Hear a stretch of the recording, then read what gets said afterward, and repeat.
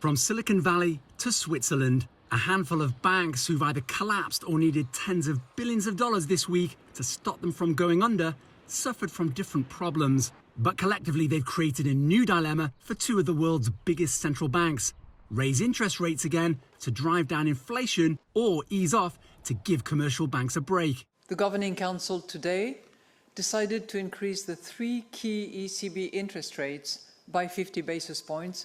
The European Central Bank's chief, Christine Lagarde, is staying the course after raising its financing rate to 3.5%, even after the Swiss government had to cover Credit Suisse Bank with up to $54 billion to stop it going bust. The euro area banking sector is resilient, with strong capital and liquidity positions. But if European authorities are confident they can weather the turbulence following interest rate tightening, some American lawmakers aren't so sure. It's important to learn more about what initiated the run on Silicon Valley Bank, the impact of the Federal Reserve holding interest rates low for too long, and what steps were or were not taken by the SVB and the banking regulator. US senators grilling Treasury Secretary Janet Yellen about the dramatic collapse of Silicon Valley Bank last weekend that unleashed this week of global panic.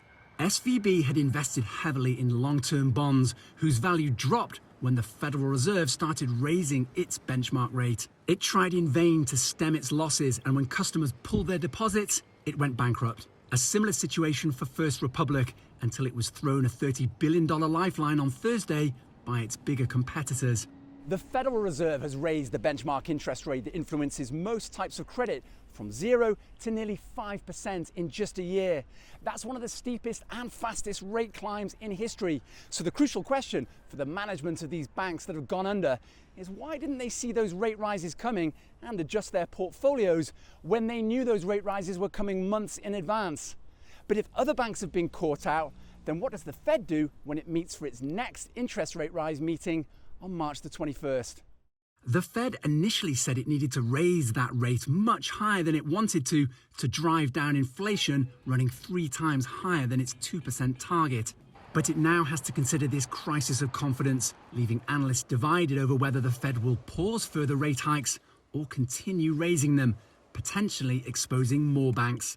Owen Fairclough, CGTN, Washington.